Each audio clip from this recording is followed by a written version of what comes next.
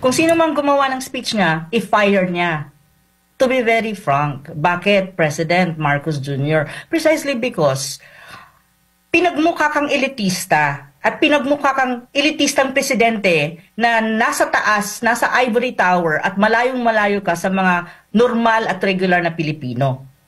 Kasi ang pagbili ng suka sa sa tindahan, to be straightforward about this, is lahat ng Pilipino, kahit nga ako na nasa middle class, nagbibili ng suka sa tindahan, kahit maliit na tindahan, kapag nawawalan ka ng suka. It's a representation of regular Filipinos na yun ang ginagawa. Now, yung kanyang ginawang framing na yung kabilang partido or yung ibang kandidato na hindi nasa kanyang slate ay parang bumili lang ng suka is a very demeaning.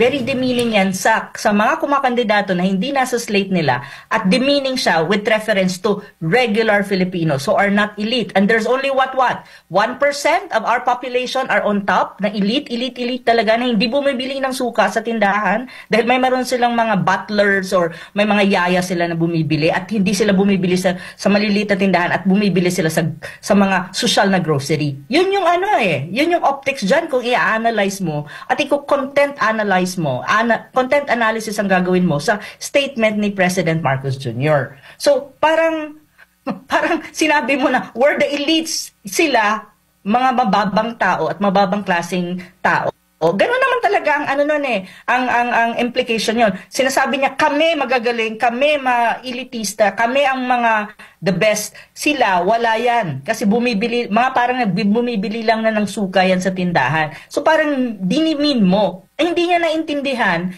na the base of the Philippines is a masa.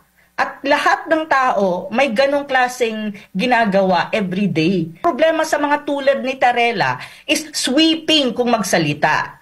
Naturingang spokesperson ng South China Sea sa Tarela, pero hindi niya dinidiinan ang distinction ng tinatawag mong international level at domestic jurisdiction. Dapat alam niya to, spokesperson siya, my God. Spokesperson ka, dapat naglilinaw ka ng issue. Ganun yun dapat. Hindi yung sweeping ang mga statement mo as if like internationally recognized, legally binding. Come on, give me a break. We're not stupid people here. Bumibili ng suka, bumibili ng kung ano-ano sa tindahan. So, I don't understand why yun yung hindi ko maintindihan sa proclamation rally na yan eh. Bakit ganyan ang mga lumabas sa bibig ng presidente? Una, yung South China Sea. Ang optics is we are anti-China, they are pro-China. Which is wrong. Which is a very unbecoming of a president for me as far as I'm concerned, because that is a very sensitive issue. The South China Sea, you don't play with it and you don't manipulate the issue just for the sake na mayroong ka mga kandidato na pinopromote, kasi pwede mo namang gawing iba yun eh. Pwede mong gawan ng paraan na ma-promote mo pa rin sila not in the sense. Ngayon, there's also a distinction. Kami ang hindi bumibili ng suka sa tindahan. So, we are elite, we're good and all that. Sila, parang bumili lang ng suka, sila ay mababang uri sa amin. At wala silang class, wala silang K. Which is also not true. Kasi kung titignan mo rin yung ibang mga kumakandidato, they also have their credentials, they also have their track record, they're very intelligent people. Well, many of them, I would not say all, but I would presume, mga tulad ni Kong Marcoleta, very smart and intelligent people. They have their, track record. So why would you possibly coin them as parang bumili lang ng suka? Diba? Parang ganon. Bakit? Si Pastor Kibuliban, kumakandidato, parang bumili lang ng suka? Parang, my God! Yeah, maybe hindi siya ganun kayaman tulad ni Bongbong Marcos or ng mga senador na mga whoever na sumatakbo sa kanyang slate, but that doesn't mean na wala siyang dignidad or mababang uri siyang tao. Diba? Ganun ang distinction, ang optics eh. Kung i-content analyze mo siya. Pero so sa akin parang turn off ako na ganun ang kanyang, parang nakaka-turn off eh. Kasi pwede mo namang gawan ng ibang optics yan eh. Pero ganyan ang kanyang nasabi doon sa kanilang proclamation rally na parang, Diyos ko Lord. Yes, Prof. Mr. President, i-fire mo kaya kung sinong gumawa ng speech mo. Kung may gumawa ng speech mo, malay ko ba kung sa'yo galing yan, diba? Yes, Prof. Ano kaya yung implikasyon nito sa slate ni BBM?